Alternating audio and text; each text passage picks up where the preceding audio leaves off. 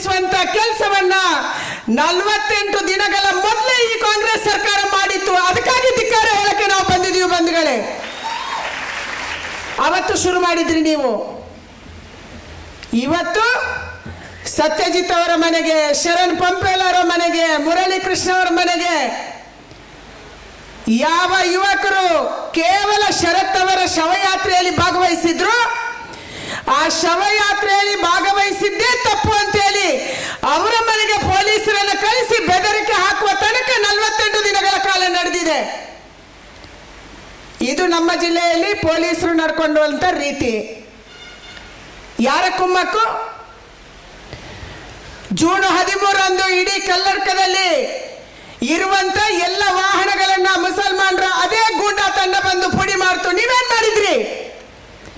ಎಷ್ಟೆಲ್ಲ ಬಂಧನ ಮಾಡಿದ್ರಿ? ಆ ವಾಹನ ಹಾಳು ಮಾಡುವವರನ್ನ, ಪುಡಿ ಮಾಡುವವರನ್ನ, ಧ್ವಂಸ ಮಾಡಿದವರನ್ನ ಯಾಕೆ ನೀವು ತಡೆಯಲಿಲ್ಲ? ಎಲ್ಲೋಗಿತ್ತು ಸರ್ಕಾರ? ಕಲ್ಯಾಣದಲ್ಲಿ ಮಾಲತಿ ಎನ್ನುವಂತ ಹೆಣ್ಮಗಳ ಮೇಲೆ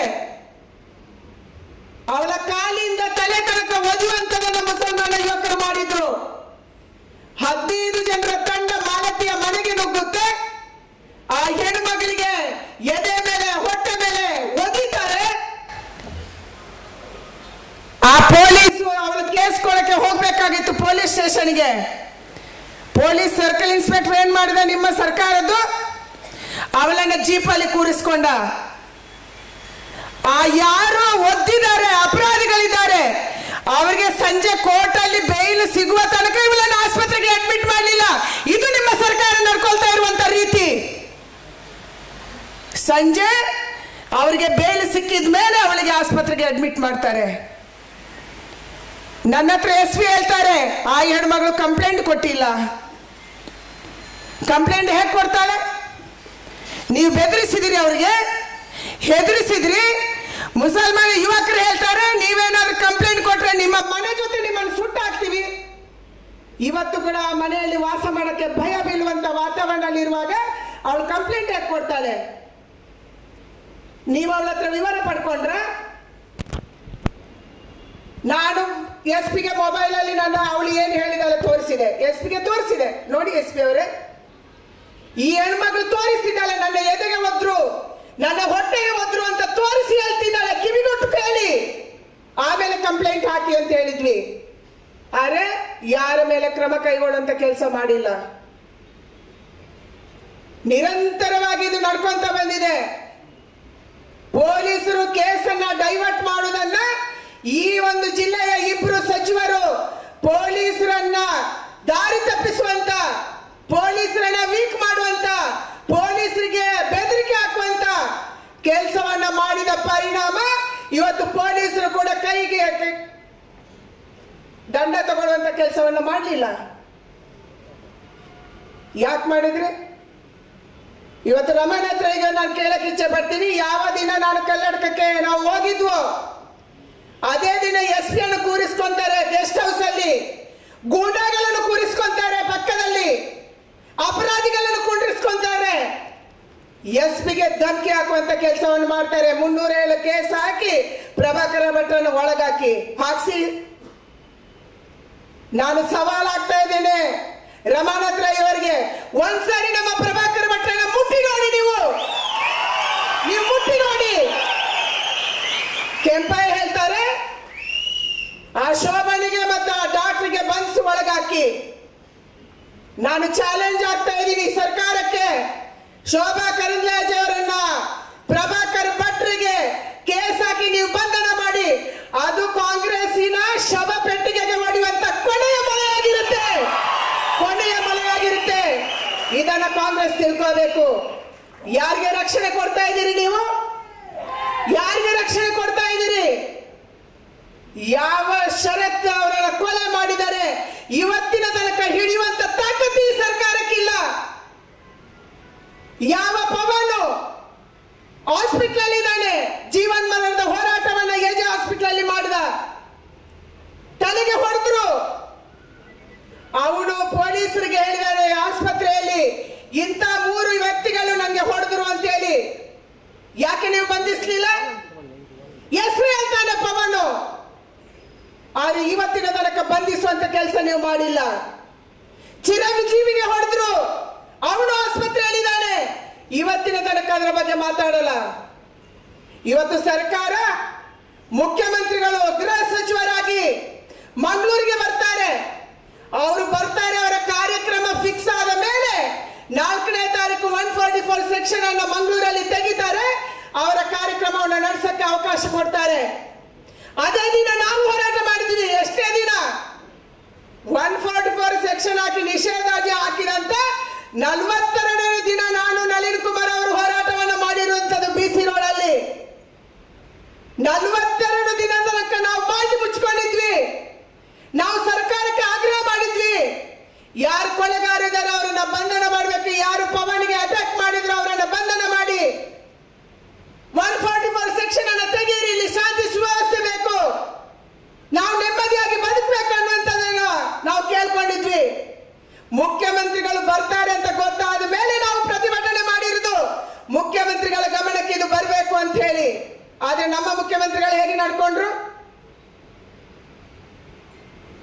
ಬೆಳಗಿನ ಜಾವ 12:30 ಗಂಟೆಗೆ ಡೆತ್ ನೋಟ್ ಬಂದಿದೆ, ಡೆತ್ ಸರ್ಟಿಫಿಕೇಟ್ ಬಂದಿದೆ. ಡೆತ್ ಸರ್ಟಿಫಿಕೇಟ್ ಇವತ್ತು ಇಡೀ ದೇಶದಲ್ಲಿ ವೈರಲ್ ಆಗಿದೆ. ಡಾಕ್ಟರ್ ಸರ್ಟಿಫಿಕೇಟ್ ಕೊಟ್ಟಿದ್ದಾರೆ. ಮುಖ್ಯಮಂತ್ರಿ ಬರುವಂತ ದಿನ ಬೆಳಗಿನ ಜಾವ 12:30 ಗಂಟೆಗೆ ಶರತ್ ಅವರ ಪ್ರಾಣ ಹೋಗುತ್ತೆ. ಒಬ್ಬ ಗೃಹ ಸಚಿವನಾಗಿ ಮುಖ್ಯಮಂತ್ರಿಗಳಿಗೆ ತಕ್ಷಣ ಮೆಸೇಜ್ ಹೋಗಿದೆಯೋ ಇಲ್ಲೋ? ಹೋಗಿಲ್ಲ ಅಂದ್ರೆ ನೀವು ಗೃಹ ಸಚಿವರು ಮುಖ್ಯಮಂತ್ರಿಗಳಲ್ಲ. ಹೋಗಿದ್ರೆ ನಿಮ್ಗೆ ಮೆಸೇಜ್ ಗೊತ್ತಿದ್ರೆ ನೀವು ಹೇಗೆ ಮಂಗಳೂರಿಗೆ ಬಂದ್ರಿ? ಶರತ್ತಿನ ಶವವನ್ನು ಆಸ್ಪತ್ರೆಯಲ್ಲಿ ಇಟ್ಟು ಸತ್ತೋಗಿದೆ ಅನ್ನುವಂಥದ್ದನ್ನ ಮುಚ್ಚಿ ಹಾಕಿ ನಿಮ್ಮ ಕಾರ್ಯಕ್ರಮವನ್ನು ಅದ್ದೂರಿಯಾಗಿ ಅಡ್ಕಾರಲ್ಲಿ ಮಾಡಿದ್ರಿ, ಧ್ವಜ ಹಾರಿಸಿದ್ರಿ, ಎಂಜಾಯ್ ಮಾಡಿದ್ರಿ, ಕೋಮು ಪ್ರಚೋದಿತ ಭಾಷಣ ಮಾಡಿದ್ರಿ. ಕನಿಷ್ಠ ಪಕ್ಷ ಒಬ್ಬ ರಾಜ್ಯದ ಮುಖ್ಯಮಂತ್ರಿಯಾಗಿ ಶರತ್ತನ್ನ ಆಸ್ಪತ್ರೆಗೆ ಹೋಗಿ ನೋಡ್ಬೇಕನ್ನುವಂತ ಸೌಜನ್ಯ ಮುಖ್ಯಮಂತ್ರಿಗೆ ಇರಲಿಲ್ಲ. ಇಂಥ ಮುಖ್ಯಮಂತ್ರಿ ನಮ್ಗೆ ಯಾಕೆ ಬೇಕು? ನಮ್ಗೆ ಯಾಕೆ ಬೇಕು? ಈ ಪ್ರಶ್ನೆಯನ್ನು ಇವತ್ತು ಜನ ಕೇಳ್ತಾ ಇದ್ದಾರೆ. ಕೇವಲ ದಕ್ಷಿಣ ಕನ್ನಡ ಜಿಲ್ಲೆಯಲ್ಲ, ಈ ರಾಜ್ಯದಲ್ಲಿ ಕೇಳ್ತಾ ಇದ್ದಾರೆ. ಒಬ್ಬ ಯುವಕ ಸತ್ತಿದ್ದಾನೆ, ಅವನ ಸಾವನ್ನ ಮುಚ್ಚಿ ಇಟ್ಟು ಕಾಂಗ್ರೆಸ್ಸಿನ ಮೆರವಣಿಗೆ ಮಾಡಿದ್ರಿ, ಕಾಂಗ್ರೆಸ್ಸಿನ ಸಭೆ ಮಾಡಿದ್ರಿ. ನೀವು ಮುಖ್ಯಮಂತ್ರಿ ಹೋದ ಮೇಲೆ ಅವನು ಸತ್ತೋದ ಅಂತ ಅನೌನ್ಸ್ ಮಾಡಿಸ್ತೀರಿ, ಆಸ್ಪತ್ರೆಗೆ ಧಮಕಿ ಹಾಕ್ತೀರಿ. ಇದು ಈ ರಾಜ್ಯದಲ್ಲಿ ನಡೀತಾ ಇರುವಂತ ಘಟನೆಗಳು. ಬಂಧುಗಳೇ, ಅರ್ಥ ಮಾಡ್ಕೊಳ್ಳೋಣ ಯಾವ ರೀತಿ ಈ ರಾಜ್ಯದಲ್ಲಿ ಕಾಂಗ್ರೆಸ್ ಕಾರ್ಯಾಚರಣೆ ಮಾಡ್ತಾ ಇದೆ. ಒಂದೇ ರೀತಿಯ ಕೊಲೆ ನಮ್ಮ ಯುವಕರದು. ಪ್ರಶಾಂತ್ ಪೂಜಾರಿಗೆ ಕುತ್ತಿಗೆ ಕಡಿದ್ರು, ತಲೆ ಕಡಿದ್ರು. ಮೈಸೂರಿನ ರಾಜುಗೆ ಕುತ್ತಿಗೆ ಕಡಿದ್ರು, ತಲೆ ಕಡಿದ್ರು. ರುದ್ರೇಶು ಕುತ್ತಿಗೆ ಕಡಿದ್ರು, ತಲೆ ಕಡಿದ್ರು. ಇಂಥ 24 ಘಟನೆಗಳು ಈ ರಾಜ್ಯದಲ್ಲಿ ನಡೆದ್ರು ಕೂಡ ಈ ಮುಖ್ಯಮಂತ್ರಿಗೆ ಏನು ಅನಿಸಲಿಲ್ಲ. ಅದರ ಬದಲಾಗಿ ಇವತ್ತು ನಮ್ಮನ್ನು ಕೋಮುವಾದಿಗಳು ಅನ್ನುವಂತ ಬ್ರಾಂಡ್ ಮಾಡುವಂತ ಕೆಲಸವನ್ನ ಮುಖ್ಯಮಂತ್ರಿಗಳು ಮಾಡ್ತಾ ಇದ್ದಾರೆ. ನಾವು ಎಚ್ಚೆತ್ತುಕೊಳ್ಳುವಂತ ಸಮಯ ಬಂದಿದೆ. ಎಷ್ಟು ದಿನ ಸಹಿಸೋಣ? ನಾವು ಸಹಿಸಲ್ಲ. ನಾವು ಗಟ್ಟಿಯಾಗಿ ಮಾತಾಡ್ತೀವಿ ಅಂತಂದ್ರೆ ನಮ್ಮ ಮೇಲೆ ಹಗುರವಾಗಿ ಮಾತಾಡುವಂತದನ್ನ ಮುಖ್ಯಮಂತ್ರಿಗಳು ಮಾಡ್ತಿದ್ದಾರೆ. ಕಾನೂನು ಸುವ್ಯವಸ್ಥೆ ನಿಮ್ಮ ಜವಾಬ್ದಾರಿ, ಪೊಲೀಸರು ನಿಮ್ಮ ಕೈಯಲ್ಲಿದೆ, ಇಂಟೆಲಿಜೆನ್ಸ್ ನಿಮ್ಮ ಕೈಯಲ್ಲಿದೆ, ಇಡೀ ವ್ಯವಸ್ಥೆ, ಜಿಲ್ಲಾ ಆಡಳಿತ, ಸರ್ಕಾರಿ ವ್ಯವಸ್ಥೆ ನಿಮ್ಮ ಕೈಯಲ್ಲಿದೆ. ನಿಮ್ಗೆ ಕಷ್ಟ ಈ ಶಾಂತಿಯನ್ನು ಕಾಪಾಡೋದಕ್ಕೆ. ಇವತ್ತು ನಿಮ್ಮ ಕಾಂಗ್ರೆಸ್ಸಿನ ತೀಟೆ ತೀರಿಸಿಕೊಳ್ಳೋದಕ್ಕಾಗಿ, ಕಾಂಗ್ರೆಸ್ಸಿನ ವೋಟ್ ಬ್ಯಾಂಕ್ ರಾಜಕಾರಣದ ಸಲುವಾಗಿ ದಕ್ಷಿಣ ಕನ್ನಡ ಜಿಲ್ಲೆಯನ್ನು ಒತ್ತಿ ಉರಿಸ್ತಾ ಇದ್ದೀರಿ. ಸತ್ತವನು ಒಬ್ಬ ಕಾರ್ಯಕರ್ತ SDPI ಅವನು, ಉಳಿದಂತ ಎಲ್ಲ ಕಾರ್ಯಕರ್ತರು ಭಾರತೀಯ ಜನತಾ ಪಾರ್ಟಿ RSS ಅವರು. ಇದು ಇವತ್ತು ಎಲ್ಲರ ಕೊಲೆಯನ್ನ, ಎಲ್ಲರ ಸಾವನ್ನ ನೋಡಿ ಖುಷಿ ಪಡುವಂತದನ್ನ ಕಾಂಗ್ರೆಸ್ ಮಾಡ್ತಾ ಇದೆ, ಎಂಜಾಯ್ ಮಾಡ್ತಾ ಇದೆ, ಹೊಡೆದಾಡಕ್ಕೆ ಬಿಡ್ತಾ ಇದೆ. ಕಾನೂನನ್ನ ಇವತ್ತು ಮುಖ್ಯಮಂತ್ರಿಗಳು ಬೆಂಗಳೂರಲ್ಲಿ ಸಭೆ ನಡೆಸ್ತಾರೆ. ಏನು ಸಭೆಯಲ್ಲಿ ಮಾತಾಡುವುದೇನು? ಈ ರಾಜ್ಯದಲ್ಲಿ ಶಾಂತಿ ಸುವ್ಯವಸ್ಥೆಯನ್ನು ಹೇಗೆ ಕಾಪಾಡಬೇಕು, ಯಾರು ಅಪರಾಧಿಗಳಿದ್ದಾರೆ ಅವರನ್ನು ಹೇಗೆ ಬಂಧಿಸಬೇಕು, ಹೇಗೆ ಅದಕ್ಕೆ ಜಾಲ ಬೀಸಬೇಕು ಅಂತ ಮಾತಾಡಲ್ಲ. ಪ್ರಭಾಕರ ಭಟ್ರ ಬಗ್ಗೆ, ನಳಿನ್ ಕುಮಾರ್ ಬಗ್ಗೆ, ಶೋಭಾ ಕರಂದ್ಲಾಜೆ ಬಗ್ಗೆ ಗಂಟೆ ನೀವು ಮಾತಾಡ್ತೀರಿ. ಅದಕ್ಕಾಗಿ ನಿಮ್ಗೆ ಅಧಿಕಾರ ಕೊಟ್ರ ಜನ?